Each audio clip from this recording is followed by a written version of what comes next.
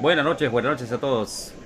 Nuevamente aquí con esta secuencia de Vamos por la Historia con dos grandes amigos, Marco García y Carlos Muñoz. Buenas noches amigos, ¿cómo están? Buenas noches Henry, buenas noches Carlos. Un lunes más, ¿no? Un lunes ya clásico de Vamos por la Historia. Hoy con un tema muy, pero muy interesante, en el cual, bueno, tenemos muchas anécdotas, muchas experiencias y las cuales también pues le llevamos a los chicos, a los que nos dedicamos, ¿no? En nuestra labor. Que a veces piensan, ¿no? Que es un tema muy moderno, que nunca se ha visto, pero cuando refrescamos lo que ya hemos estudiado nosotros, ¿no? Ya se dan cuenta que es un tema repetitivo. Vamos por la historia. Hola Henry, hola Marco, qué alegría volver a verlos un lunes más, ¿no? Los problemas políticos en el Perú, el afán de gobierno, no solamente se ha dado pues en la época republicana, ¿no? Que es lo que vamos a abordar, ¿no? También vemos pues los intentos de golpe en las colonias, ¿no? La entrada a Pizarro por los almagristas, si quisiéramos retroceder, ¿no? Entonces, este problema de una inestabilidad política tal vez nosotros la estamos viviendo pues de en los últimos años. Antes de empezar estábamos en interna conversando, ¿no? Nosotros recordamos, lo hemos vivido desde Fujimori, pero acá hay bastante tela para cortar, ¿no? Esperamos brindarle a todos nuestros seguidores un bonito tema, ¿no? Haciendo siempre nuestro mejor esfuerzo cada uno de nosotros. La alegría de compartir con ustedes como todos los lunes y como dice nuestro lema, vamos por la historia. Así es, así es. Gracias a todas las personas que nos acompañan en cada transmisión, a quienes nos ven en la retransmisión, a quienes comparten este contenido y a quienes ya se han convertido en nuestros fieles seguidores de cada lunes a las 8. Por acá, Adriana Rondán te manda saludos, Carlos. Ah, caramba, no sabía esa chapa. Déjame decirlo yo. A ver, La leyenda. dale. La leyenda. Ay, ay, ay. Ese es un saludo a Adrianita. Yo le decía a mi Adriana de martes. ¿Por qué me la pusieron hace dos. Le enseñaba los martes, entonces le decía Adriana de Marte. ¿Ya? Me la pusieron hace unos 3 años atrás en una academia, ¿no? Entonces pegó, los alumnos me decían la leyenda y me gustó, entonces cuando me presento algunos me conocen como la leyenda. Saludos Adriana, que está estudiando economía en la Universidad del Callao. Ay, acá a la vuelta nomás. Así, a la vuelta de tu casa, a la vuelta de la esquina. Muy bien. Y en efecto, como señalaba Carlos, hablar de la inestabilidad política en la historia del Perú, pues, es de nunca acabar. Por eso es que vamos a centrarnos en la inestabilidad política en la etapa republicana y van a ser pinceladas durante el programa de estos momentos de inestabilidad, de estos picos de inestabilidad que hemos tenido. Además, gracias a la cortesía de Marco García, hoy contamos con la participación de dos historiadores, de Odalis Celada y Alejandro Reyes, que han compartido testimonio, apreciación y crítica de algunos momentos muy particulares de esta etapa de inestabilidad que hemos tenido. Y también desde acá un abrazo para Carlitos, que ha pasado por una consulta médica y está recuperándose. Y te agradezco, Carlitos, que estés acá acompañándonos y a todo el público. Le agradecemos. Claro que sí, claro que sí, ¿no? Es esa vitalidad tuya siempre contagiante y baja la mano que estás valorando el programa. Nada, empecemos con los recuerdos de alguna etapa de inestabilidad que hemos tenido. No sé, ¿quién quiere arrancar? ¿Puedes empezar tú? Yo arranco. Para romper. Claro. Ya, perfecto. A ver, yo recuerdo claramente el 5 de abril del año 92. ¿Ya? Y lo recuerdo porque vivía en San Juan del Lurigancho era mi segundo año en la Universidad Villarreal, se anunció el autogolpe y al día siguiente hubo saqueo en el mercado de 10 de octubre, donde yo vivía. Mi viejita tenía un puesto en el mercado, yo tenía un puesto también en ese mercado. La turba llegó hasta el mercado, reventaron las puertas, saquearon los puestos de abarrotes, un desmadre total. Hasta ahí no entendía muy bien lo que estaba pasando, pero ya en la conversación con los compañeros de la universidad, la información era, oye, qué bien que haya disuelto el Congreso y qué bien que haya intervenido el Poder Judicial y el Jurado Nacional de Elecciones, porque eran corruptos, no hacían nada, se llevaban la plata en carretilla, ¿no? Y ese era el discurso del 92. El autogolpe estuvo bien porque Fujimori se puso los pantalones y ha sacado a toda esa lacra. Y de repente, un año después, viene el Congreso Constituyente Democrático con una cantidad de parlamentarios que ganaban mucho más que los anteriores, que probablemente hicieron mucho menos que los anteriores, y que luego tuvimos jueces con un ambiente de corruptela indescriptible.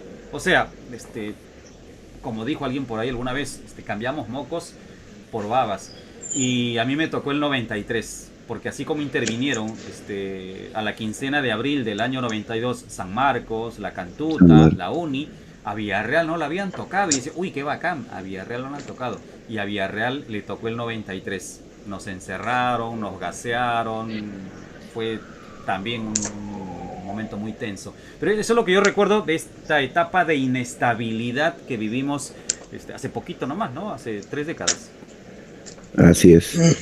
Y dentro de ese, digamos, panorama que tú has hecho del comienzo de la dictadura fujimorista, mi recuerdo va al 14 de septiembre del año 2000, al punto vital para la caída de ese régimen, que fue la presentación del Vladi Video, ¿no? Con el congresista tránsfuga Curi, ¿no? Fernando Olivera, Luis Iberico, Susana Iguchi, me parece que en el Hotel Crillon, el antiguo Hotel Crillon, ¿no? Que ya descanse en paz el Hotel Crillon, se presentaba pues este video en el cual, ante una antesala de conversación con otras personas, quedan al final pues Curi y Montesinos vamos a discutir cifras, ¿no? Cifras que van a, de cierta forma, no contentar a Curi, porque dice, a ver, dice bien claro, ya, dígame usted, ¿cuánto más? No, acá tengo 10. ¿Cuánto más? 5 más. Y por $15,000, ¿no? El amigo Curi, pues, deja el partido de Toledo, creo que era, y pasaba, pues, al partido de gobierno que por tercera vez quería gobernar, pues, ¿no? No solamente él, así es, y lo sacaba de bolsillo, o sea, ni siquiera pues una maleta, lo sacaba del bolsillo y con una desfachatez, Montesino, ya, ¿qué más? La Ruma. Sí, es increíble. Claro. Y luego pasó Crucillat, pasaron varios, entre ellos artistas también de la televisión, ¿no? Ahora una señora que tiene un programa por los sábados, deportistas, acordémonos, ¿no? De un gran capitán, muchos de ellos pasaron pues por la salita del zinc, ¿no? De Vladimiro Montesinos. ¿Qué vino después? ¿No? Ya creada esta inestabilidad, ver la cara de frustración de mi padre, porque mi padre era fujimorista al 200%, ver que ese ideal que se había formado y que, digamos, apañaba ese proyecto, acuérdense que era un proyecto a 20 años, se decaía, ¿no? Y que luego, días después, Fujimori trata de apaciguar la situación, pedir que renuncie Vladimiro Montesinos, cancelar el SIN, ¿no? El Servicio de Inteligencia, pero ya definitivamente la inestabilidad de ese momento derrumbaba al régimen, ¿no? Cosa que después, en el famoso viaje a Asia y la renuncia por fax, ¿no? harán que el Congreso de la República, que ya se había transformado, ¿no? Con carácter un poco más democrático, haciendo de Paniagua presidente de la República, ¿no? Anuncia Fujimori su renuncia, ¿no? Su renuncia y su vacancia por incapacidad moral. ¿Ve? Ese es el recuerdo que uno tiene del 14 de septiembre del 2000. Oye, sí es eso, Claro, sin hablar, sí. ¿no? Sí es eso, Sí, la salita del sí, ¿no? Sí, bueno, voy a tratar de compendiar lo que acaban de decir los dos, ¿no? Una chiquita nomás. ¿Se acuerdan de esa foto donde Fujimori y Montesinos salen vestidos igualitos? Igualito, la corbata, todo. Igualito. Claro, ¿no? Ya. Porque le decía que iba a tratar de compendiar lo que dijeron los dos.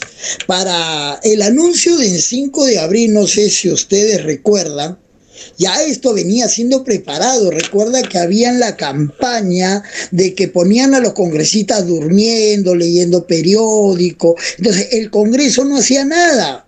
Y no sé si fue en esa época o posterior, cuando le tomaron la foto a un congresista del APRA viendo una revista pornográfica en el Congreso. Entonces, ¿para qué? O congresistas durmiendo. Entonces, la propaganda era, ¿no? ¿Para qué sirve el Congreso? Y era opositor. Recuerda que Fujimori no tenía mayoría en el Congreso. Era la gente del FREDEMO, el Frente Democrático, que había apoyado a Vargas Llosa. Entonces, ¿en ninguno de los tres gobiernos tuvo mayoría? Después del 5 de abril ya. Ya tuvo mayoría. Claro, entonces ya esto fue preparado. Entonces, como decía Henry, cuando Fujimori anuncia la disolución del Congreso, me uno al festejo. Está bien. El Congreso siempre ha sido uno de los poderes del Estado más criticados. Particularmente yo aplaudí el cierre del Congreso y creo que ninguno va a decir que no, ¿no? ¿Ah? Entonces después ya viene pues cómo los sueldos, la fiscal Blanca Nélida Colán, ¿no? Estamos ya. Hay una filtración, escucho por ahí algo. No sé si es mío. Cementerio. Sí, entonces eso para agregar con lo que decía Henry y con lo que dijo Marco, ¿no? La presentación de Iberico el 14 de septiembre, el primer Vladivideo, ¿no? Que las bromas de la época hablaban de qué, que se trajo abajo a Blockbuster, ¿no? La gente estaba emocionada. Por si acaso Blockbuster era una empresa que alquilaba videos, ¿no? Alquilaba videos, sí. Claro, entonces cuando sale Fujimori... ¿De qué está hablando, profesor? Sí. Alquilar de H, yo qué antiguo, profesor. Para los fines de semana, Entonces de ahí... ¿De qué es Blockbuster? ¿No? Entonces sale el primer Vladivideo, como dijo Marco, el 14 de septiembre, ¿no? Luis Iberico, Fernando Popio Olivera, Susana Iguchi se presentan, ¿no? Y recuerdan que Fujimori anuncia, ¿no?, la disolución del SIN, y yo recuerdo una escena bastante Fujimori con un sacón de cuero negro, que me hace recordar a las clases cuando iba Henry con un sacón negro, está de cuero, está igualito Fujimori, y me hacía recordar al mayor Decker persiguiendo a los magníficos. Esa fue de película, Claro, yo cuando le expliqué, sí, la persecución y teatral, todo era teatral. Pero todo eso fue orquestado para generar la salida de Vladimiro por el sur. Así es. Desviar la atención, pero ya recordaron ustedes, ¿ya? El show mediático. Ahora, cuando se interviene la casa de Montesinos, tenía un departamento en Javier Prado Oeste, con un falso fiscal. No sé si recuerda el falso fiscal. Sí. Y allanaron la casa de Montesinos. Y Montesinos en un juicio oral lo denunció. ¿Mm?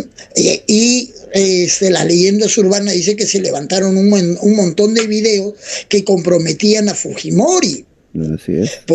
Luego, cuando viene la cumbre de APEC, yo recuerdo, porque yo lo seguía por televisión, Barba Caballero tenía un programa y él hablaba de la intentona de fuga de Fujimori. Lo venía anunciando y la gente no le paró bola. Y él se va a la cumbre de APEC. Sí, pues. Y se habla, claro, de más de 100 maletas, donde videos que lo comprometían. Por eso que los Fujimori dice, no hay ningún video, saquen algún video. Y el hombre limpió toda su imagen. Se va a PEC, ¿ya? Y de ahí pasa a Japón, intenta, pues, ahí saca que es su nacionalidad japonesa, e intenta renunciar vía un aparato que ya es histórico, ¿no? El fax, ¿no?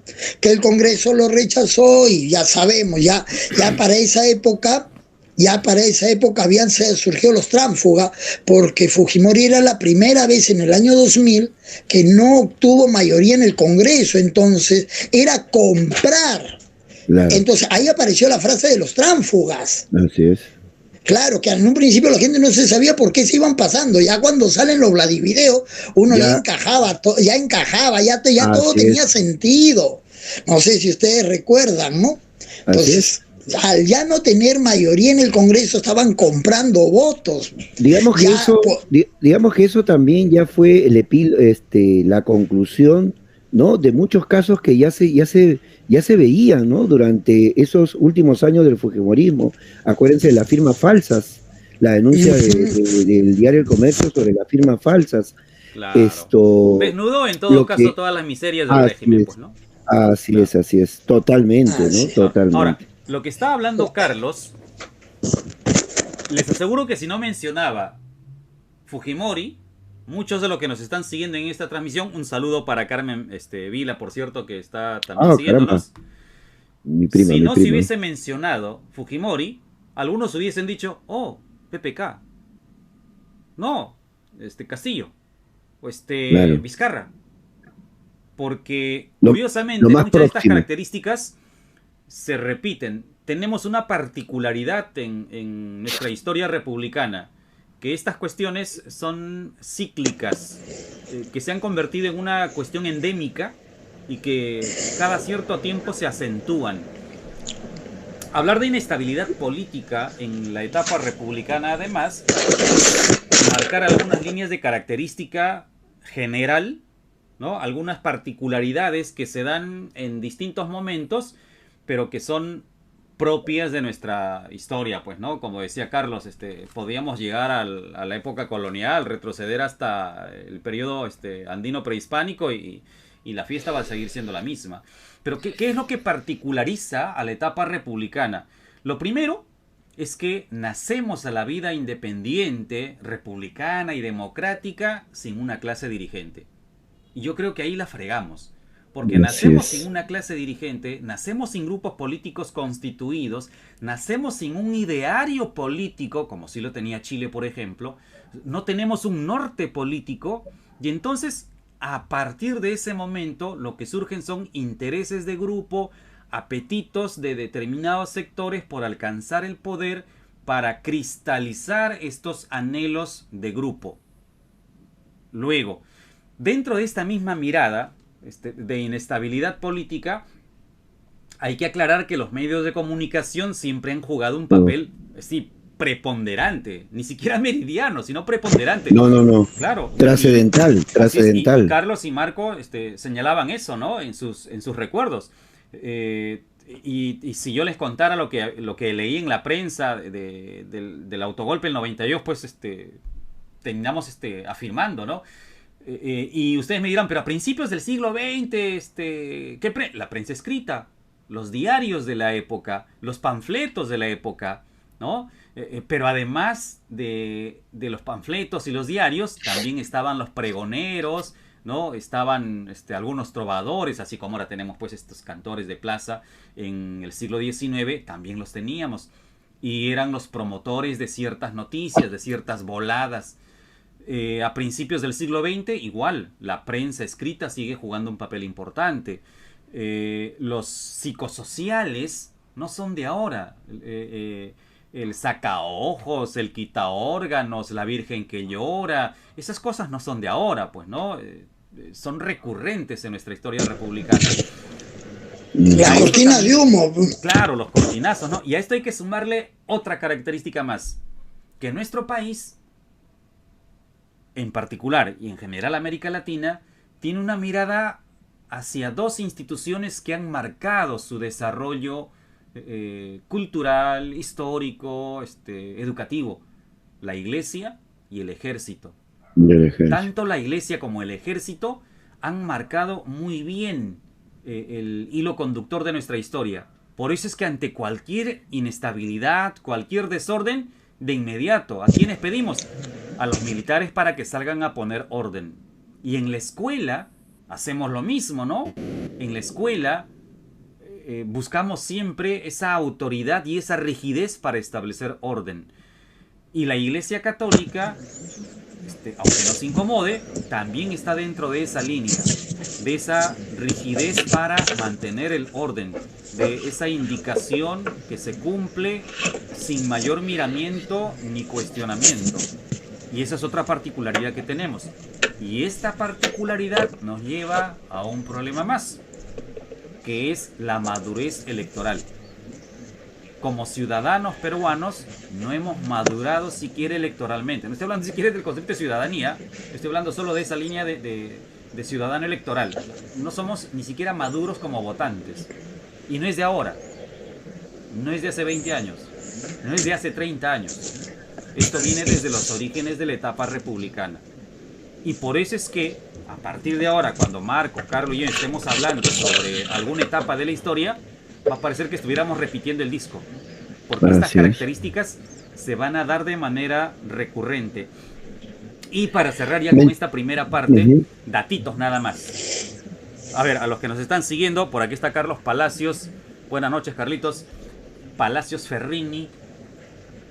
Si ustedes se ponen a contar cuántos presidentes hemos tenido en el siglo XXI, miren, debemos tener presidente cada 5 años. A ver, vayan sacando la cuenta a nuestros seguidores. ¿Cuántos presidentes hemos tenido en el siglo XXI? ¿No? Al empezar la etapa republicana, en el primer medio siglo, tuvimos 21 presidentes. Sin contar a los revoltosos, 21 presidentes constituidos. De esos 21, solo 2 terminaron su mandato. Solo 2. Pero esos 2 que llegaron, lo hicieron por golpe. Y luego se legitimaron. O sea, un desorden total. Así desorden es. total. Luego, referente. Dale. Sí, dale. Déjalo terminar, termina, Henry. Termina, Cierro. Luego, estos gobiernos necesitan legitimarse. Y para legitimarse, lo señalaba Carlos, hay que dar una constitución. Por eso es que en el Perú tenemos tantas constituciones como periodos. Aquí, dar una constitución es como cambiarse ropa interior. Y eso 12 constituciones. Toquecitos, 12, de las cuales... Sí. Dale. De las cuales 8 constituciones son del siglo XIX. Así es. La mayor cantidad en el siglo XIX, la etapa de mayor inestabilidad, ¿no? Y 2 que no entraron en vigencia, ¿no? Y 2 que exacto. Hay recomendarle al alumno, yo le digo a mis alumnos, les recomiendo en las academias, que hay un libro de cabecera ahora, ¿no? Que todo peruano tiene la obligación de leerlo, ¿no? Aunque alguna vez escuché a un humorista diciendo que era de un resentido. No sé si lo pueden, claro, tiene que ser ahora un clásico. Este libro, Historia de la corrupción en el Perú, de Alfonso Quirós, lamentablemente se murió, habla de la corrupción desde la época colonial, desde los corregidores, y que aumentó con las reformas borbónicas. O sea, la corrupción no es decir, bueno, Pedro Castillo, y si quiero retroceder un poquito, ¿no? Esto está arraigado en la historia del Perú y justo Henry me robó la palabra. Parece que esto de la inestabilidad y corrupción es cíclico, ¿no? Parece la vida, el pensamiento andino, ¿no? Que sigue y vuelve, ¿no? Hablaba por ahí también Henry, ¿no? Que no tenemos cultura cívica. ¿Qué nos han enseñado? Que nosotros tenemos que votar por obligación, ni siquiera por convicción, porque si no nos multan, porque si no, no podemos hacer algún trámite. Entonces, cuando estás en elecciones, eres pues ciudadano. Una vez que votaste, eres que un reclamón, ¿no?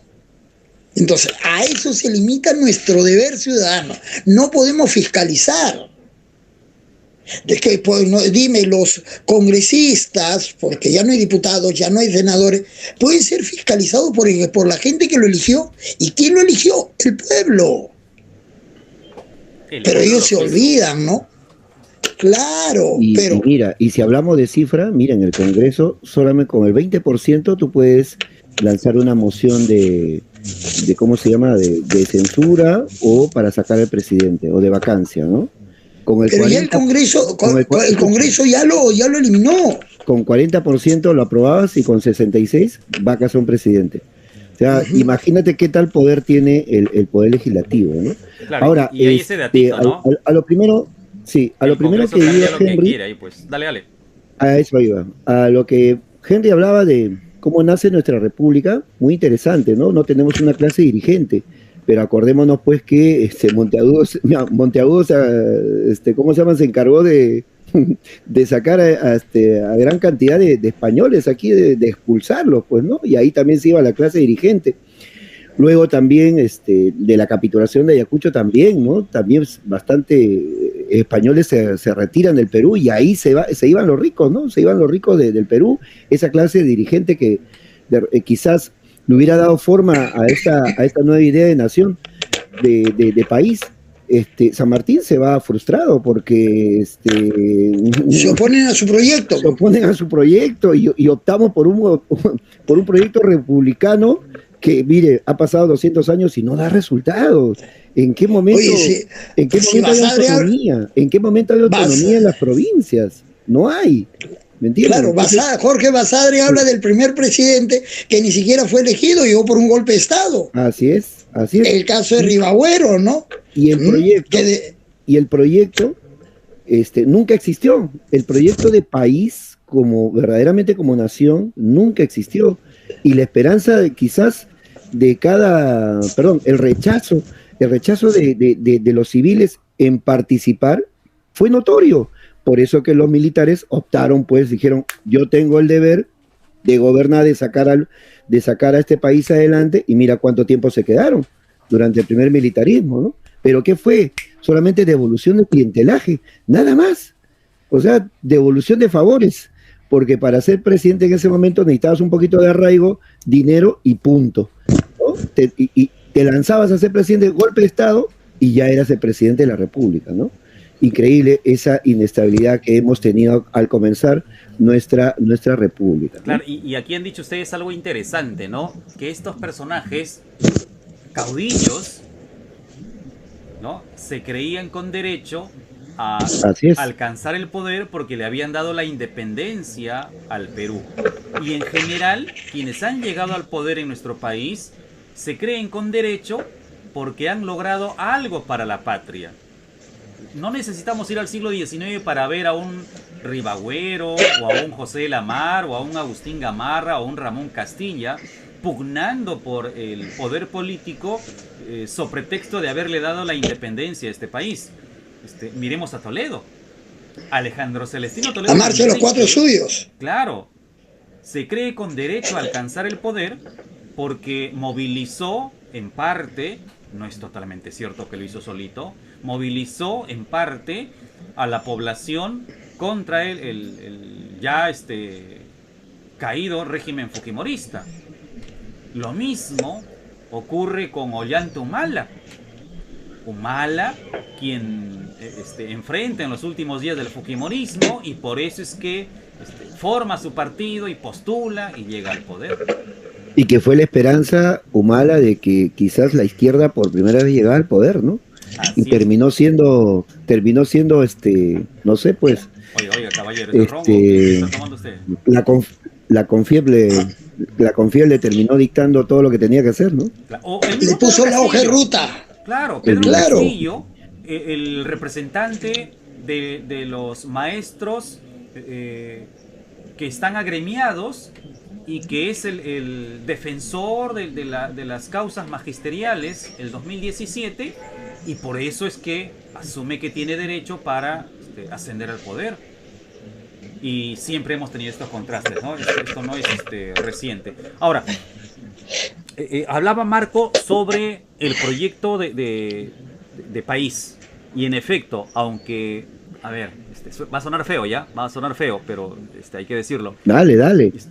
El Perú fue mal parido como república, ¿no? No fue gestado, no tuvo los 9 meses de gestación, no tuvo ese proceso de maduración. Y entonces nació mal. Pero pese a que nació mal y los primeros años fueron pero terribles, hay un proyecto que surge en 1835-36 para mejorar esto. El proyecto binacional. Claro. La Confederación Peruana. El proyecto binacional. Ese es el primer proyecto. No era para unir al país. Claro. Pero era un proyecto. Proyectazo además. Sí. Claro, es que sucede a lo largo de nuestra historia. Yo le decía, ¿no? Desde San Martín hasta Dina Baliarte, acá se ha votado por caudillos. ¿Cómo? Ya, Bueno, Dina Baliarte. Dina Baliarte. Ya. Yo te pregunto, caudillos, ¿ha habido algún programa? Y si lo hubo, ¿se cumplió? ¿Y quién digitó lo que se tenía que hacer? Hace un rato Henry hablaba de la CONFIEP, ¿no? Que son los que prácticamente dicen... Fue el vecino. Los que tienen que hacer. Ya fue Marco. Ya. Entonces yo te pregunto, o sea, no hay acá, no hay un proyecto. En el programa anterior hablábamos, ¿no? La gente piensa simplemente socavar a los gobiernos. ¿Cuántos años demoró terminar el tren eléctrico? Simplemente porque lo hizo otro candidato. Entonces, muchas cosas quedaron en el tintero, ¿no? Entonces, ahí viene que no se piensa en el Perú, se piensa en uno mismo, ¿no? Entonces, lo terminaban y la gente iba a recordar que fue con tal presidente, ¿no? Entonces, claro. Esos son los males que tiene el Perú, que aquejan al Perú, ¿no? Y dos males que, bueno, son como un cáncer aquí en el Perú. Uno es la corrupción, ¿ok? Una la corrupción que deja consecuencias económicas y consecuencias morales que digamos que es bastante importante. Y lo que decía Henry, ¿no? La desinformación o información de la prensa, porque la prensa aquí tiene mucho que ver. ¿Ok? Hoy las redes, a las redes no se les escapa nada, ¿no? Pero es que, mira, la prensa... ¿Ustedes imaginan esta prensa en el siglo XIX? Pero son los dos poderes que manejan a la población. Tú mencionas a la prensa y tenemos que mencionar, aunque no nos guste, a la Iglesia Católica, ¿no? El vivo ejemplo, ¿cuál es? El vivo ejemplo fue que, caray, cuando murieron 12 con el gobierno de Castilla, la gente salió a la iglesia a protestar, murieron 60 y no dijeron nada, ¿no? Entonces, esos son los problemitas que tenemos en el Perú. Y recordando, ¿no? Seguirá vigente todavía la frase de González Prada que nos dice que el Perú es un organismo enfermo que donde pones el dedo en la llaga brota la pus. Brota pus. Así es. ¿Sigue vigente? Sí, o sea, mira cuántos años ha pasado y sigue esa frasecita pues tan actual, ¿no? Oye, muchachos, otra cosa Carlos, saludos de Carlos García Pardo. Ajá. Y de Carlos mi hermano. también por acá. Mira, gracias, saludos a Carlitos. Vamos a mirar dos momentos muy marcados, simpáticos para el análisis. Uno es la Confederación Peruana Boliviana y otro es la era del guano o la era castillista. La Confederación es ese momento en el que Santa Cruz procura formar 3 estados para integrar a estos 2 países, a Perú y Bolivia. ¿Y dónde está la inestabilidad ahí? Que a un sector económico pudiente de Lima y del norte del país no le convenía este proyecto, y como no le convenía, lo saboteó. Y como decía Carlos, hablaba sobre la prensa y Marco decía, no, si esta prensa estuviera en el siglo XIX, horror, sería espectacular. Hay la revista para muchachos y el Coco de Santa Cruz son revistas de esa época que serían lo que hoy, pues, ¿con qué los comparamos? Ah, eran diarios No que ofendían abiertamente a Santa Cruz por su choledad, ¿no? Santa Cruz era cholo. Hoy sería La Razón. Ay, ay, ay. Claro. Recuerdo una copla, creo que iba algo así como ton, ton, tolón, ton, ton. Cuidado, cuidado, que ahí viene el cholo jetón. Sí. Claro, recuerda que Felipe Pardo y aliado, el Alejandro también. Guanaco. Así es. Claro, el costumbrista era partidario de Gamarra al mango. Claro. Pero, otra vez mira, eso hoy, si lo ponemos en la actualidad, hoy se repite. Mira, un rechazo total a quien viene a reclamar algunas cosas injustas, cosas que no hay en su provincia, viene a reclamar y hay ese rechazo de frente, terruco, ya está. Se acabó. Claro, es que la frase terruco ha sido pues arraigado a partir de Fujimori, ¿no? Pero los fujimoristas, no todo, es que ¿qué sucede? La gente le tiene un cierto temor, la gente no lee, entonces cuando tú protestas es rojete, es terruco, entonces ya con eso creen que ya te marcaron, ¿no? El que protesta es rojo. O si opinas distinto, ¿no? Te tildan, caviar. Estás opinando distinto, pero no tiene por qué adjetivar, ¿no? Claro, pero bueno, saltemos a los años 40 y 50 del guano, a los años dorados del Perú decimonónico.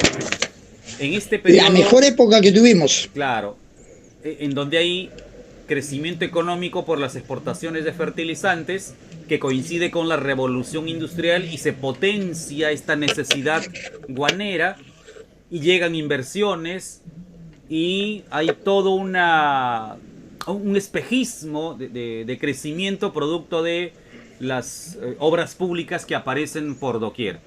Entonces, aparentemente estamos bien porque hay un espejismo de crecimiento económico, pero políticamente la línea sigue, inestabilidad.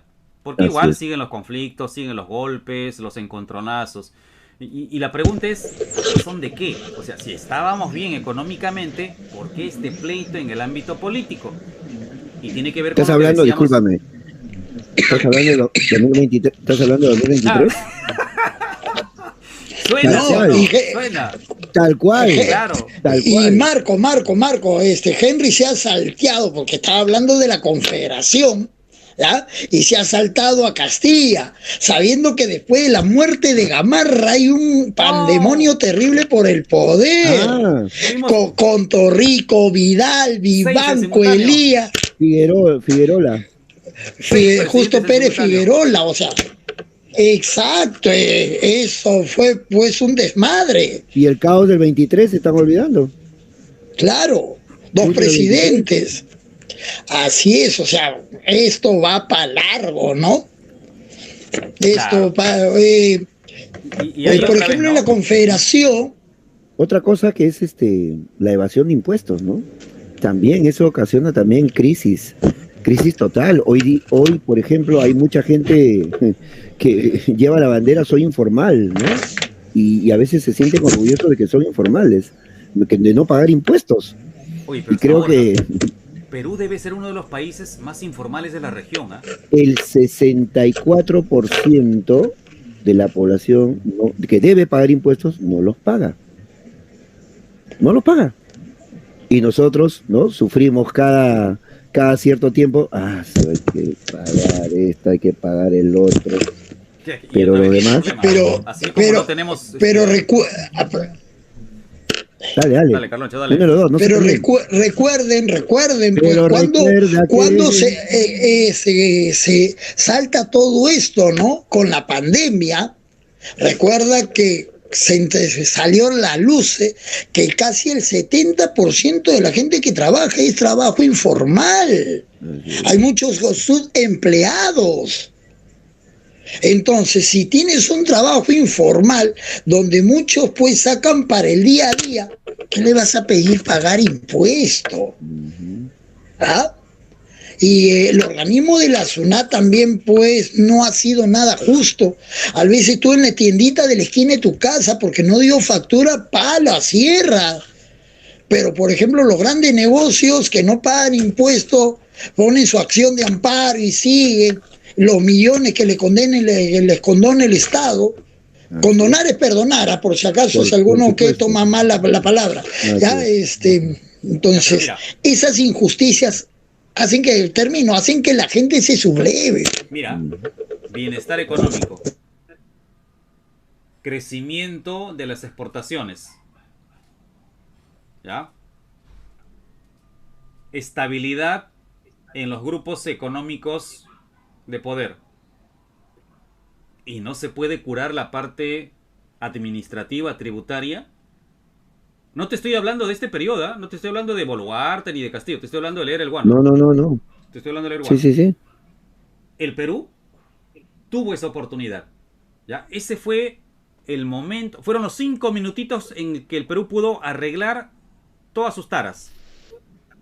Pero no hubo decisión política. Y otra vez, no teníamos, pues, no había con qué tampoco. Y teníamos algunos políticos por ahí, chispazos, ¿no? Ya habíamos pasado a Vigil, por ahí estaba Herrera, estaban los Galvez, ¿no? Sí habían algunos políticos de talla, pero no alcanza, pues, ¿no? Con eso no alcanza. Siempre hemos tenido escasez de políticos en el Parlamento. No es raro que tengamos políticos de la talla de los que hoy, porque si mapean ustedes los congresos del siglo XIX, uno dice, antes teníamos algunos buenos políticos, uno o dos que hacían la diferencia y decían, wow, qué congreso. Pero siempre hemos tenido esta dificultad, siempre. Así es. Y bueno, vamos. Y llegamos al colapso, de la Guerra del Pacífico, ¿no?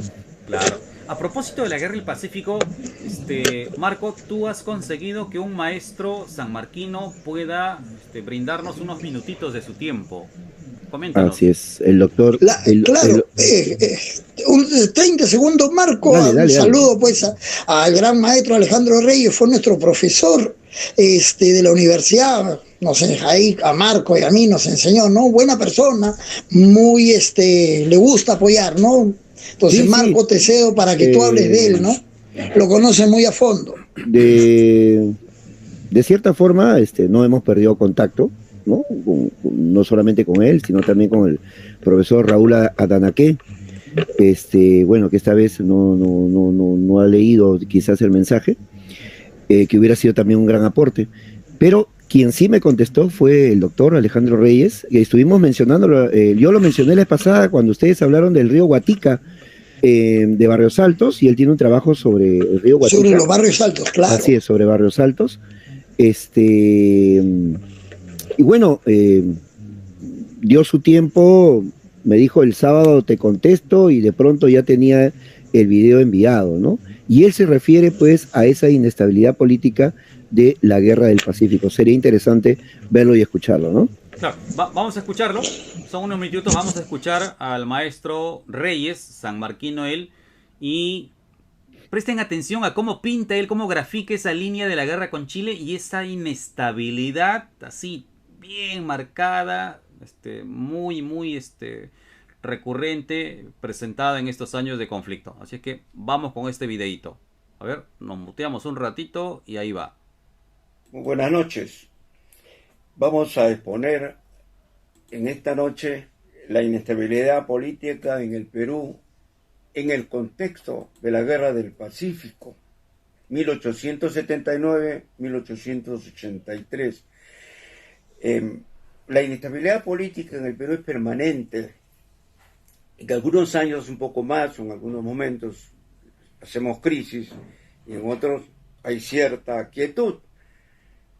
En la década anterior a la Guerra del Pacífico han habido 2 magnicidios: el asesinato de don José Balta en el cuartel de Santa Catalina y el asesinato de don Manuel Pardo y Lavalle como presidente del Senado y expresidente del Perú en el Senado del Perú. Eso es una demostración de que la agudización de la crisis política se va a dar incluso en los meses previos a la Guerra del Pacífico. En 1879, con la declaratoria de la guerra por parte de Chile hacia los aliados Perú y Bolivia, va a haber cierta quietud, va a haber cierta unidad para enfrentar a un enemigo común que Chile, pero a partir de diciembre de 1879, con el fracaso en Tarapacá, va a haber un golpe de Estado por parte de Piérola y se va a establecer la dictadura. Eso va a significar cambios en la dirección de los ejércitos, en las prefecturas. No se va a poder articular una buena defensa del Perú contra los chilenos por esta inestabilidad política.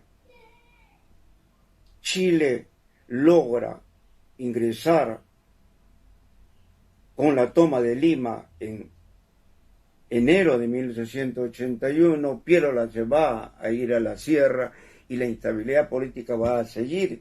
Previamente a eso, como es sabido, fracasa también el gobierno de Francisco García Calderón, impuesto por los chilenos o ayudado por los chilenos, va a ser preso y enviado hacia Santiago de Chile. Yo lo que quiero destacar en estos últimos segundos o minutos es esta inestabilidad política que va a ser en realidad la causa última de la guerra, del fracaso de la Guerra del Pacífico por parte del Perú.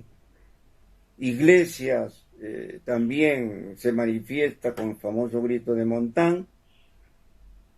Ya estaba Piérola fuera del Perú y se firma pues el Tratado de Ancón en 1883 con una desunión en el Perú porque va a seguir Cáceres oponiéndose al Tratado de Ancón, aunque al final va a tener que aceptar. Posteriormente al Tratado de Ancón surge pues la rivalidad política entre Iglesias y Cáceres, y posteriormente al finalizar el siglo XIX, resurge el problema político entre caceristas y pierolistas. Creo que es necesario estudiar la historia, esta inestabilidad política que nos pone a los peruanos en una situación en desventaja, porque no hay unidad, hay una incertidumbre política, hay momentos en que se hace tan aguda este enfrentamiento político que hace daño al Perú. Ahí estaba la explicación del maestro Alejandro Reyes, que creo no tiene mayor comentario, ¿no? ¡Qué bestia! O sea, si había que graficar de alguna manera un periodo de inestabilidad, iba a ser la guerra con Chile. ¿Qué tal desorden? Sí. Pero además dice dentro de tantas cosas que señala, ¿no? Dale. Que comenta muy bien estos dos magnicidios, ¿no? Que también crearon esta inestabilidad. Acordémonos pues de la manera que fue asesinado Balta, ¿no? Previo al ingreso de Pardo. Pero además, ¿no? Los Gutiérrez, o sea, no solo Balta. Ajá, claro. Se inicia todo esto que comentamos, ¿se acuerdan cuando hicimos el primer programa? Sobre la toma de Lima, ¿no? ¿Se acordarán? De Lima, sí. Así es. Y cómo terminaron los Gutiérrez. Y por desacuerdo, pues, en la política, sobre todo la política militar de Pardo, ¿no? Terminó siendo asesinado, pues, como presidente del Senado, ¿no? En Lima. Y recuerda que durante el tiempo de la guerra, que es un promedio de 4 años, pasaron hasta 6 en el poder. Claro, tienes a Mariano Ignacio Prado a la puerta, tienes a Piérola, tienes a García Calderón, Montero. Tienes a Lizardo Montero en el sur, Iglesias, que fue incluso impuesto por los chilenos, ¿no? Así es. Claro, y una cosa irónica, ¿no? Los chilenos 2 veces en nuestra historia nos impusieron un presidente. Así es. Así es, o sea, para el esa dato, es ¿no? Para el inestabilidad. dato. El Perú ha tenido El 12 dato. guerras en la etapa republicana. De las 12, solo ha 12, perdido 2. 2. Y con Las, el mismo país. las 2 con Chile. Las 2 con Chile. Sí, así No es. es que duela, pero o sea, Así. si nos ponemos a analizar la guerra con Chile, tomando en referencia lo que ha señalado el doctor Reyes, habría que enfatizar en que fueron los horrores políticos de los gobernantes y parlamentarios de la época, los diplomáticos de la época, los que aceleraron la derrota peruana. Porque no hubo una intención inicial, sabiendo que íbamos a perder, no hubo una intención inicial por negociar, por buscar el camino diplomático. No. Buscaron la guerra porque les convenía. Puede sonar feo, pero la guerra le convenía a un sector de empresarios peruanos. Estábamos pasando una recesión producto de la crisis de los 60 y le convenía la guerra a los comerciantes, le A la convenía gente del guerra norte. a los exportadores, le convenía la guerra a los agroexportadores, le convenía la guerra a la prensa, le convenía la guerra a los militares que habían sido afectados durante el gobierno de Manuel Pardo. A todo el mundo le convenía la guerra, inclusive a la Oye, población que pero estaba si pasando puede mal. recordar la inestabilidad, Henry. Claro. Sí, pues. Uy. Tranquilo, fue. Henry.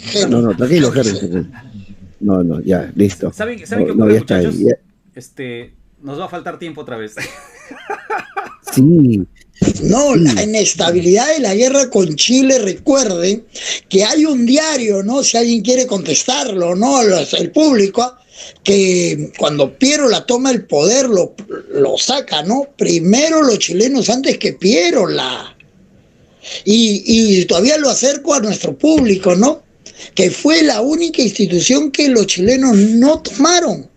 Tomaron la biblioteca, tomaron San Marcos, pero este prestigioso diario no fue intervenido por los chilenos. a ver. Así es, a ver, de los que nos están siguiendo o de los que van a ver la retransmisión, que nos dejen sus comentarios en el chat, o los que ven después en los comentarios del video, que nos comenten a ver qué diario fue. ¿No te refieres a un diario que en los 90 le hizo la corte también? Perdón, estoy agarrando carne por ahí. Que yo lo compro los domingos. Uno que tiene un formato especial y distinto a los demás. No sé. Tiene un suplemento llamado Somos. Ah, ya.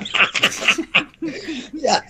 Y Marco lo compra claro, y Marco lo compra los domingos porque se pone pues toda la página central de las caricaturas. No, ¿te por acuerdas? Por el crucigrama. Ah, ya. Listo. Okay. Sigamos que el tiempo. Sí, Hay otro video, creo. Sí. Sí.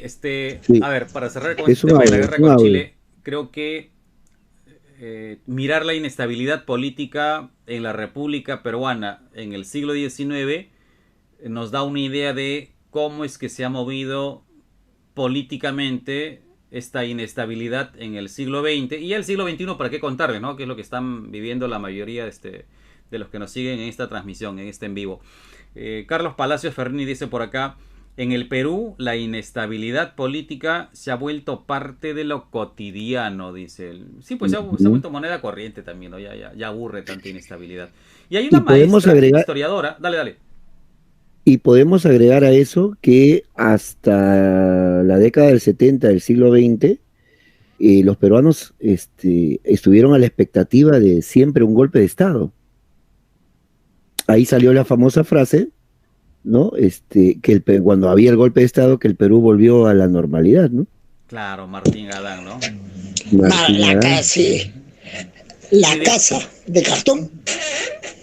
Una historiadora también ha compartido sus apreciaciones respecto a este tema de la inestabilidad política en la República Peruana y nos da una primera parte de contexto, ¿no? de ubicación, y luego se enfoca en un gobierno ya del siglo XX. Así que vamos a escucharlo unos minutitos también. Nos mantenemos en silencio mientras corre videito, a ver. La inestabilidad política en el Perú remonta a los inicios republicanos. Estos inicios en los cuales el poder político va a recaer en las manos de los caudillos militares, los ganadores pues de las guerras independentistas. Esto va a generar pues grandes conflictos desde nuestros inicios, ¿no? Conflictos que se van a dar entre estos caudillos y que lamentablemente pues no va a haber un objetivo nacional el cual pues se persiga, ¿no? Esto de alguna forma se sigue dando hasta el día de hoy, ¿no? El poder en pocas manos, a pesar de que ya estamos dentro de un sistema democrático representativo, ¿no? Es más bien, eso es un sistema vertical que debería partir de las bases de acuerdo pues a las nociones de esta democracia, pero que en realidad parte de los representantes, ¿no? Porque ellos son los que van a tomar las decisiones.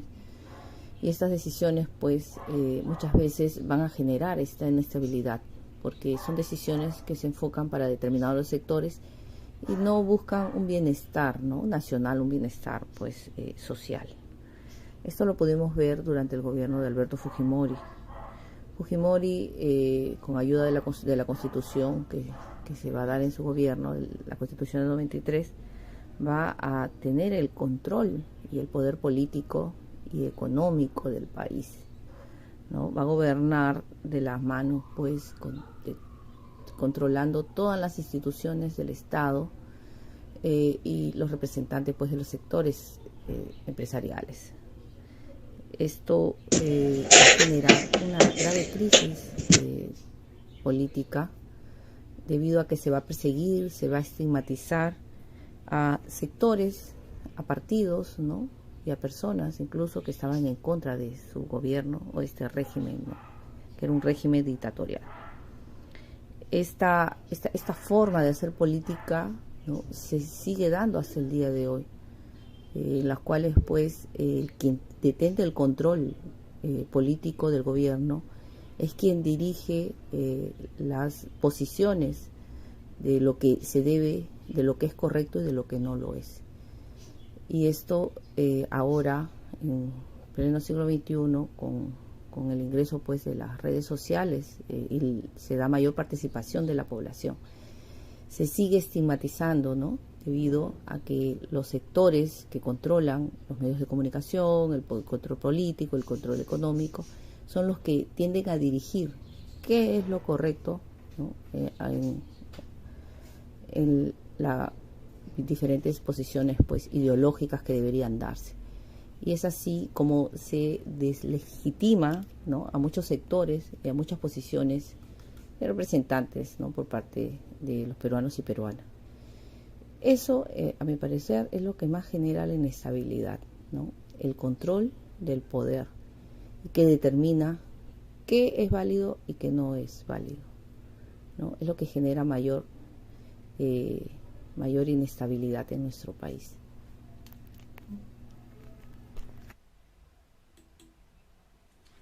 Ahí estaba el testimonio de la historiadora Odalis Celada, que gentilmente consiguió Marco García. Una gran compañera de la universidad. Así es. Estudiamos ahí juntos en San Marcos. Base 90. Ay, ay, ay. No, ¿cómo le vas a decir base 90 a ella? No, nosotros somos base 90. Ok. Perdón, Odalis, acá. Bueno. Comentarios. Hay confianza. ¿No? Muy interesante su perspectiva. Desnuda totalmente el tema de la inestabilidad a comienzos de la República, y por supuesto que seguimos con las mismas taras, ¿no? Y que se repiten hoy, ¿no? Ese es en este discurso está bien claro, ¿no? Sí. Esa repetición cíclica. Me llamó la atención porque ella lo enfatiza muy bien, este punto en el que estos regímenes que se aprovechan de este periodo de inestabilidad se legitiman a través de un marco legal, ¿no? Una constitución, por ejemplo. No siempre va a ser una constitución. Por ejemplo, en este momento el Congreso está dando una serie de medidas para legitimarse. para justificar algunas acciones y para mantenerse hasta el 26. Hasta el 2026. Claro, entonces, Hasta el 26, ya nadie habla de adelanto de elecciones. claro. Ya se olvidaron de ese discurso. Pero bueno, un agradecimiento a la historiadora Odalis Celada, que ha compartido información aquí valiosa para nuestros seguidores. Reflexiones, muchachos, como siempre nos ganó la hora.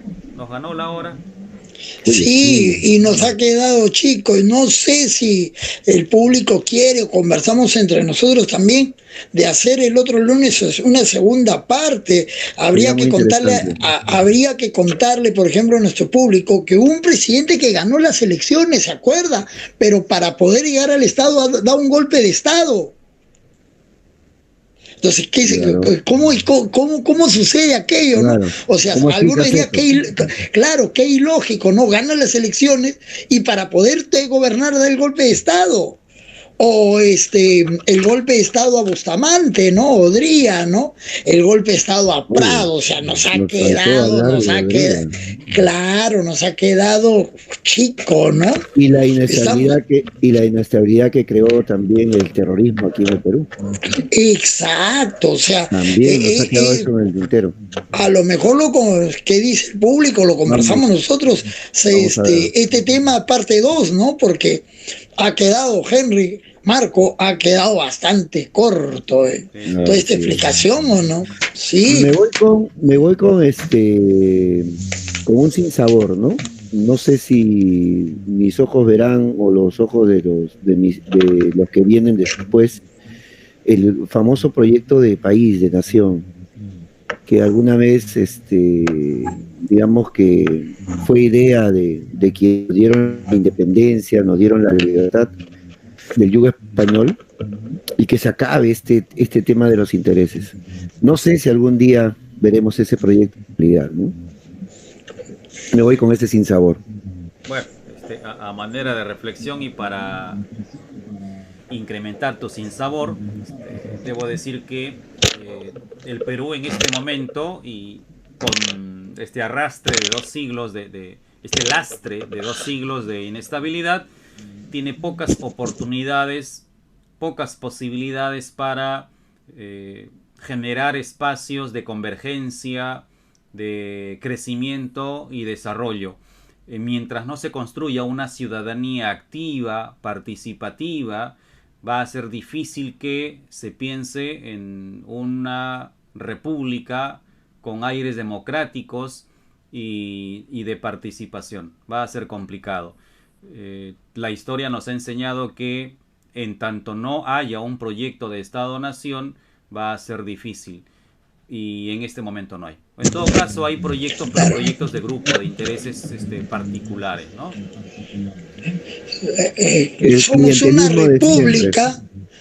una república o una republiqueta? No, pues no despide ahorita, que ahorita nos llaman hasta República Bananera Sí. y nos incendian el programa. Sí, sí, así es.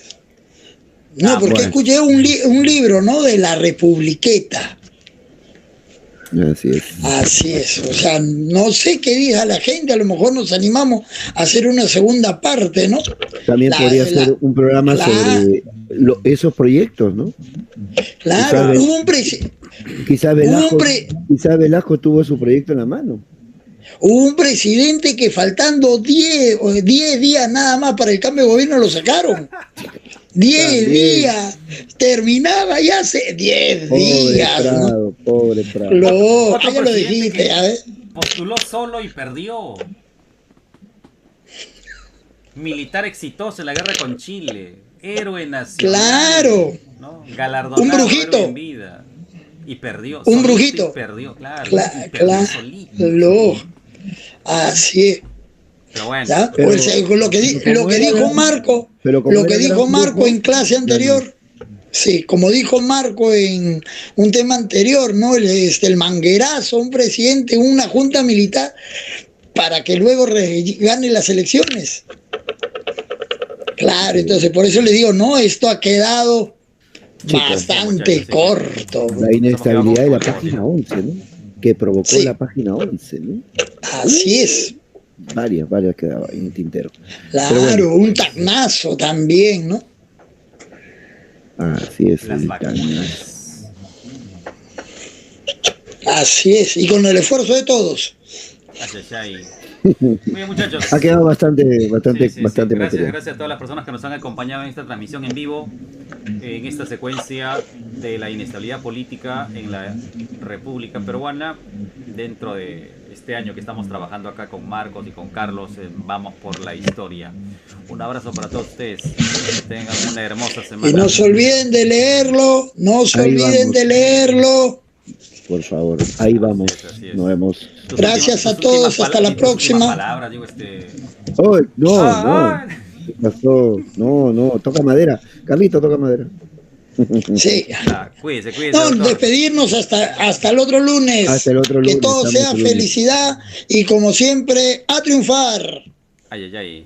Listo, Frase vamos. ochentera total. Miguel Iglesias, no, ¿cómo era? Julio Iglesias, no, Miguel, ¿qué hablo? Juan. Julio el cantante, Miguel el presidente, ¿qué estamos? Hay una inestabilidad total. Emocional.